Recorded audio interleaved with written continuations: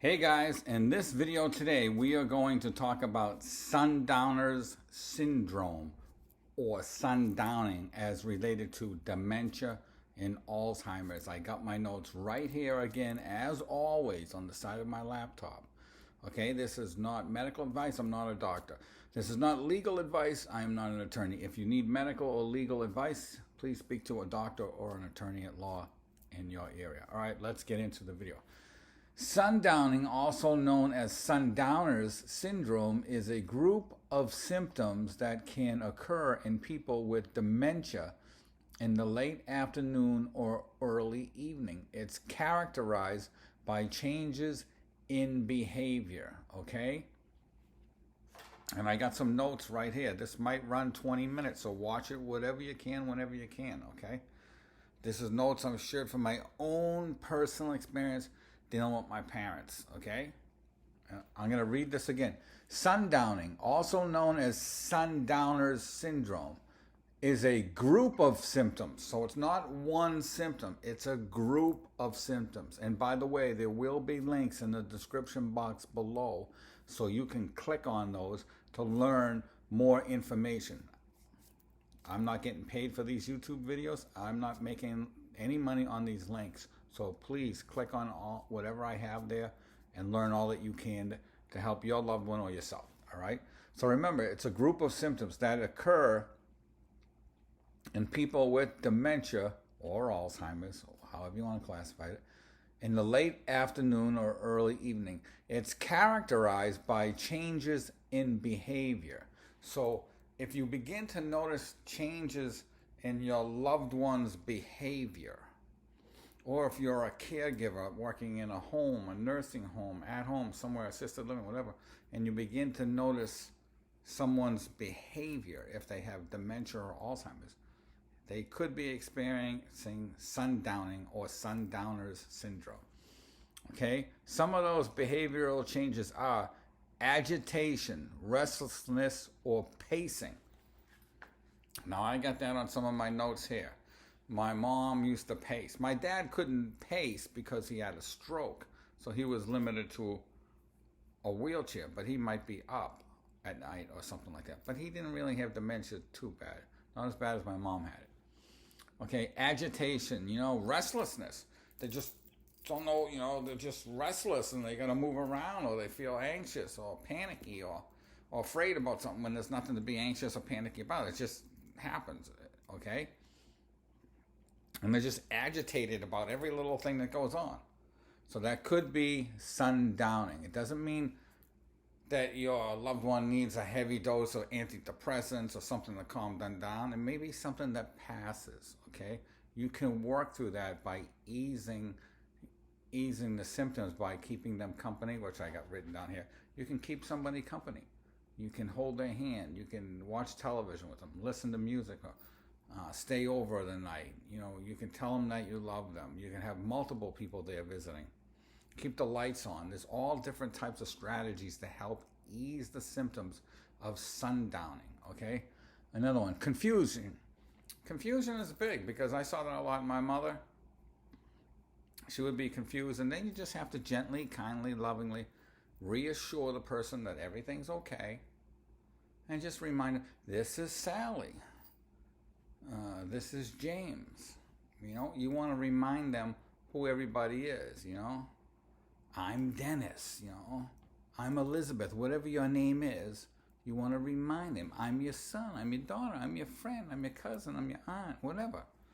In a gentle way, maybe play some of their favorite music. If it's around Christmas time, play some Christmas music if they liked Christmas music. Do something to keep them calm, keep the extra lights on, and just help them to relax. Hallucinations or delusions. That could happen. Now, when I lived in one of the apartment buildings with my mom, I used to, I was on the second floor. I used to look out sometimes, and I'd look out. If I looked out to the right, I'd look out onto a cemetery. Well, one night I was looking out and I see this white shadowy figure walking around, and I'm looking at it like, I do it again, and there's a lady walking around in a white figure. So I go out of the apartment, go downstairs, go over by the fence and look, and it's one of the women that used to hang around with my mom, you know, during the weeks and stuff like that. She's over in the cemetery looking for her husband. And by the time I could get over there to talk to her, she was laying down on the grave, saying, "Oh, well, he'll be home soon. He's there, but he's coming home soon." So trying my best to talk to this person and explain to this person who's experiencing Sundowner syndrome that the person beneath the grave, whether it was their husband or not, has died. It didn't work, so I ended up having to call the police, and the police had to come by. I requested a female officer.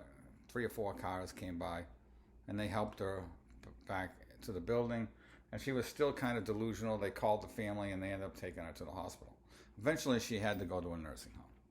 So these are some of the things you will see, you know, in hallucinations. They think, oh, somebody's talking to me. My mom's talking to me. They're 80 years old. My mom's talking to me. Now, I know some people are famous. They're in their 80s, and one of their parents is still alive. But for the most part, that doesn't really happen, okay? Pacing and wandering.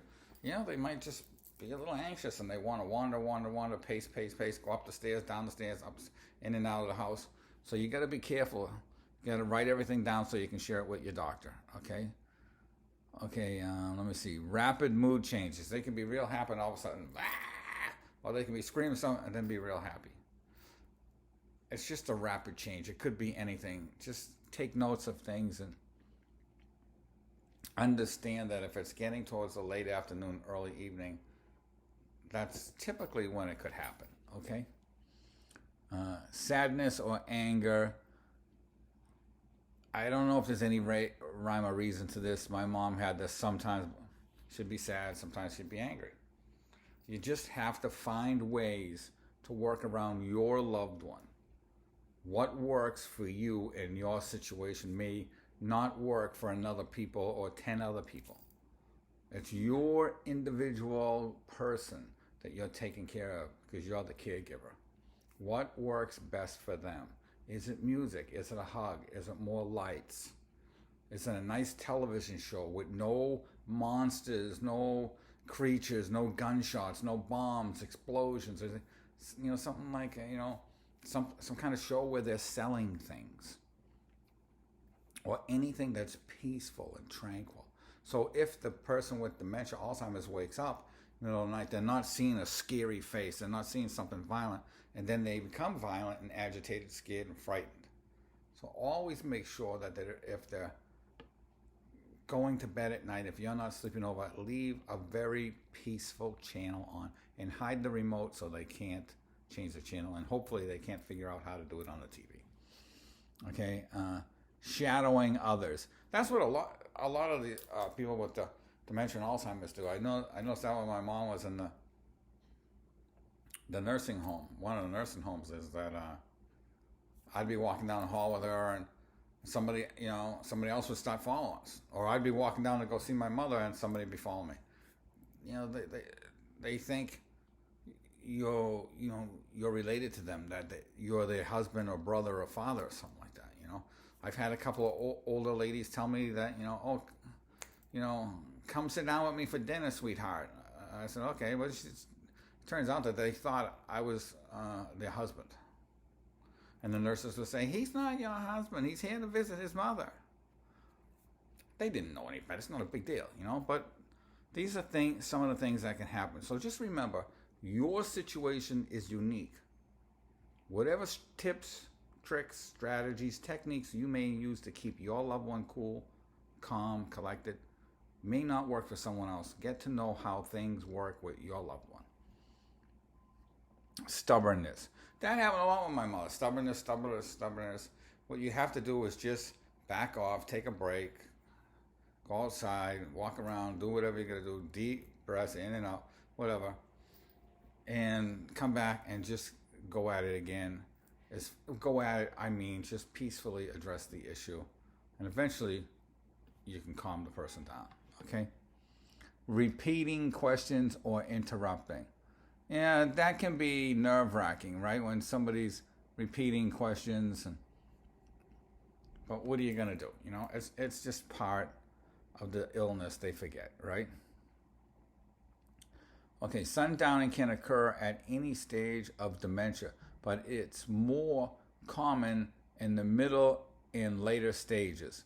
The exact cause is unknown, but some possible causes include tiredness, hunger or thirst, pain or other unmet physical needs, not enough exposure to sunlight during the day. That's a good one. During the day, especially when it gets dark earlier, if you live in a place where it gets darker, earlier, during like November, December, January, February, even though it's starting to get lighter, in late December stuff, it's still dark earlier. Make sure while it's during the day, have the shades up, the curtains open, the blinds drawn, whatever. Let as much sunlight in, put an extra light on. If you want to put the TV on, we always did that with my mother. Always pointed things out. Oh, look at the snow. She'd be like, oh, look at the rain. Oh, look at the little birds. Sometimes the birds would fly and land on the windowsill. She'd be like, ha, ha, ha, you know. So do whatever you can to keep them amused, right? Keep the light coming in and write things down. Put it on your phone. Send it through mass emails and texts, whatever, to your family and friends, everybody who goes to visit that loved one. So they also have the strategies of how things might work, okay, to help them relax.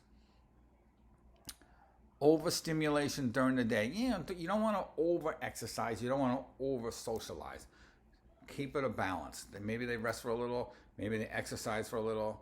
Maybe they socialize for a little. Keep the balance, you know. If somebody gets tired, let them rest. Okay. Disturbances in REM sleep. I don't know. You can talk to the doctors about something to help you sleep. Maybe that works. Maybe it doesn't. But you got to be careful because, and I'll make another video on this, is sometimes certain medications can make them sleep during the day. And it doesn't make sense to have somebody sleeping all day after they slept all night. They have to be awake to socialize, to eat their food. Without food, they're dead. To drink their fluids. They need the fluids to take their medication. So they need the fluids or they're dead. They need the medications, some of them, or they're dead. So being in catatonic zombie mode all day long doesn't work. Okay? It's actually cruel and inhumane. I mean, people help them sleep 8 or 10 hours a night if that's what they need. But during the day, they should be up and moving around. Okay? And here's another one. Inappropriate medication use. Maybe there's too much medicines. Doctors aren't perfect. Nurses aren't perfect, but they do help us. But, and they're just trying. A lot of times it's a guessing game because one medication that works for this person might not work for another 9 people. And that's just how it goes. You might have to try things in very small dosages to figure out what works. Be patient, but be ready to advocate if you need to be. If you need to, okay? Sticking to a schedule may help. Arranging time to get sunlight each day. Being physically active each day. It's good if you live in a warm climate all year and you can get the person, your loved one, friend, whatever, out for a couple of hours. You're bringing over coffee. Well, go sit on the balcony. Go sit on the patio. Get out, And if you can't get out and it's winter time, it's cool, but it's sunny, sit by the window. I used to go to the nursing home where my mom would sit by the window and let the sunlight come in and watch the TV or play the game and have fun and listen to music. There's lots of ways to keep people amused and keep them feeling loved. And keep telling the person, I love you, I love you, I love you, I love you, I love you, I love you. I used to tell my mother, oh, I love you, I love you. So-and-so is coming over later, and then so-and-so is coming after that. Oh, this one's coming over, oh, that one's coming over. And they were blatant lies. But it kept my mother calm. She remembered, oh, so-and-so's coming over, so-and-so's coming over, so-and-so's. I used to write signs on the walls. And here's a tip that you can do. You can write signs on the walls, at the hospital, at the rehab, at the nursing home, please remind my mom, my dad, grandma, whoever it is, my brother, my sister, whomever, that, his or her kids are coming by. His or her brothers are coming by. His or her friends are coming by. They'll be by soon. Oh, yeah, blah, blah, blah. They can't wait to see you. And the person gets excited. Blah, blah, blah. They're going to forget about it. But for that little while, they're at peace. They're happy. They're thinking about it. And then they'll begin to forget it because of the disease. But, you're lying to them. But I hate to say it's a good lie. It's a lie. But I had to do it all the time. Even my friends, when they went to visit my mother, even other family members, oh, so-and-so's come by just a little while, so go take your shower and do this and that. She'd go get ready, or he'd go get ready, blah, blah, blah. And then somebody would either come by or they wouldn't. But my mother had more visitors than anyone. Anywhere she went. She always had round-the-clock visitors. Okay? So this is about a little over 16 minutes, guys. Okay? I pretty much read all the stuff off that I was going to read off. Stay with them. Be patient. It gets frustrating at times. Take a walk if you get frustrated. Go outside, have a cigarette if that's what you do. Or do something and then come back in when it, blood pressure's down, Spend the night if possible. That helps them get through the sundowning situation. Maybe grandkids can visit or something like that. Okay? Set the station, TV station for a nice, like we said earlier, nice stations with nice things on it. Okay?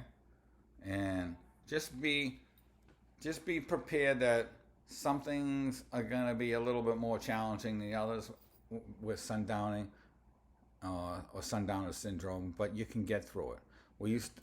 We used to decorate my mom's rooms wherever she was all year round. We go to Dollar Tree. It's not expensive. Buy the stuff. Valentine's Day, St. Patrick's Day, Easter, all the way through to Christmas. Always something on the walls, something in the windows. Made them feel very good. And then it was something to talk about. Oh, you got a nice decoration. Sometimes my mom would say, yeah, I just got that the other day with my friends. We went out for coffee. I said, oh, did you really? No, that was nice. That's a good pick. Just keep that conversation going. And if they can remember their friends and their friends' names, that's great, right? All right, guys, so I'm going to end this here at around 18 minutes. If you found value in this video, please give it a thumbs up. It really helps the video to get out to more people who may need it.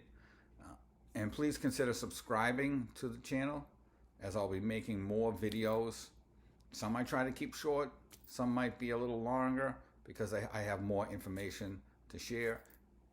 Please look in the description box below for those links that can direct you to other websites about this topic. Nothing to buy. Okay, guys? So I hope you're all doing well. Beautiful fall weather. You guys take care of yourself, and I'll see you in the next video.